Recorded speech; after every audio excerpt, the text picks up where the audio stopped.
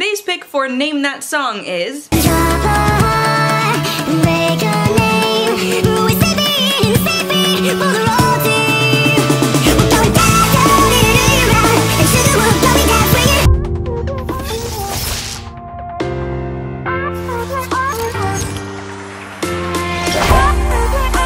Hey guys, it's Zoe, and today I'm gonna be talking about my 1-star predictions. So, books on my TBR that I am predicting are going to be 1 star or like close to it, because I don't really know. This is just based on the description and a sort of why the hell did I get this book mentality. These are mostly ones that have been on my TBR for a long time and I've been like low-key avoiding, but I'm gonna have to get to them one day. Before I get into the books, the last pick for Name That Song was I Write Sins, Not Tragedies by Panic at the Disco. I think the best way to go about this is just a dramatic reading of the synopsis and we can form our own conclusions after. I think that's gonna work. So, without further ado, the first book that I have here is Sweet Evil by Wendy Higgins. The summary is as follows. Embrace the forbidden. What if there were teens whose lives literally depended on being bad influences?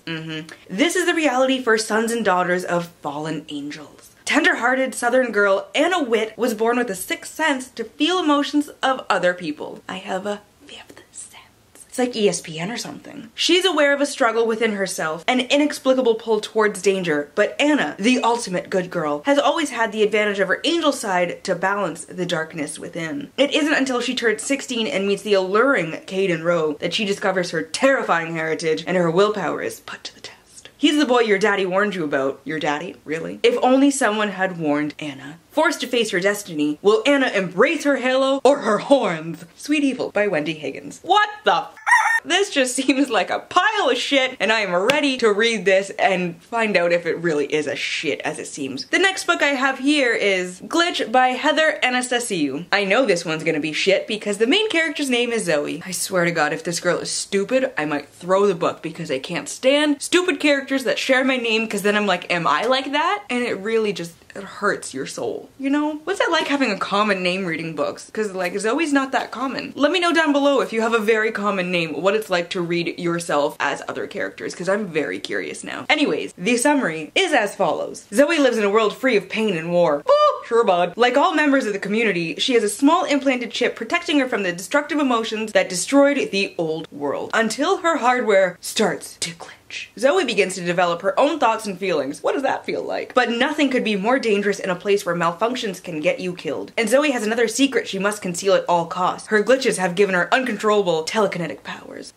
As she struggles to keep her burgeoning powers hidden, she finds other glitchers with abilities like hers, and together they plot to escape. But the more Zoe learns about beauty, joy, and love, the more she has to lose if they fail. With danger lurking around every corner, she'll have to decide just how much she's willing to risk to be free. I'm free! Free falling! I have no words for how dumb this book sounds. Why do I have it? Don't know. Couldn't tell you. The next one kind of hurts because I did love the other series. I never finished it, but I remember it being cheesy and like, maybe this makes sense. This one is Bloodlines by Rochelle Mead. The summary is as follows. Sydney Sage is an alchemist, one of a group of humans who dabble in magic and serve to bridge the worlds of humans and vampires. Alchemists protect vampire secrets and human lives. When Sydney is torn from her bed in the middle of the night, at first she thinks she's still being punished for a complicated alliance with Dampier Rose Hathaway. But what unfolds is far worse. Jill Dragomir, the sister of Moroi Queen Lisa, or possibly Lissa Dragomir, is in mortal danger, and the Moroi must send her into hiding. Dun dun dun.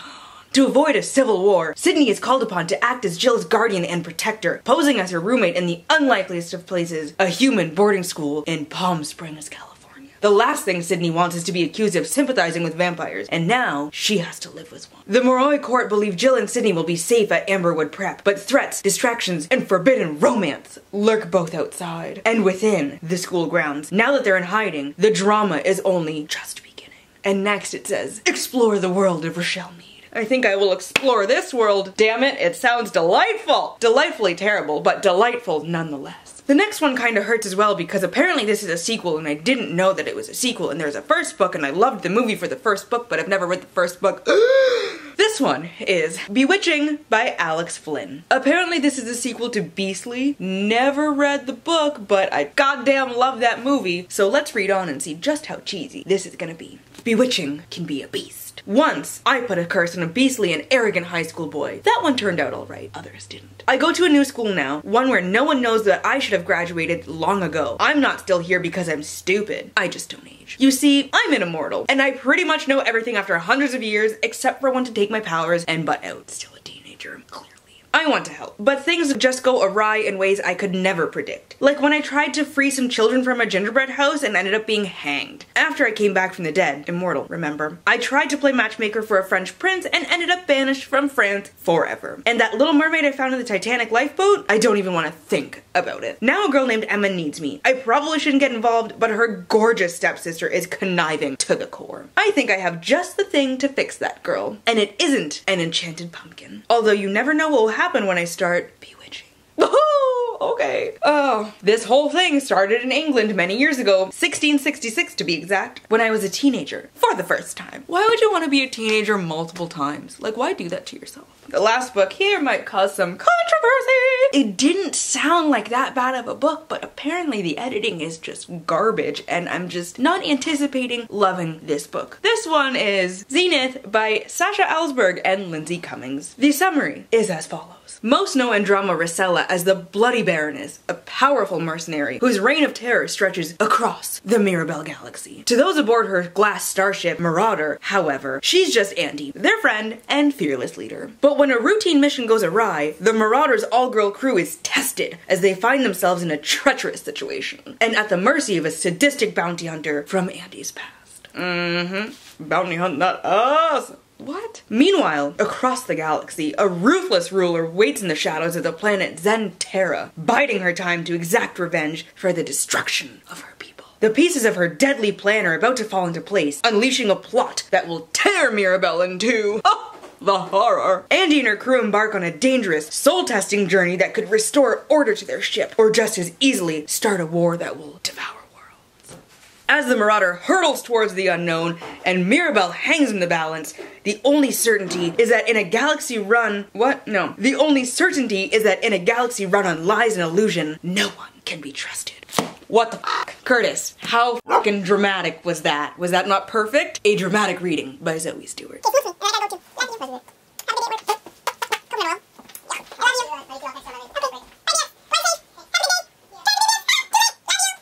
Anyways, yeah.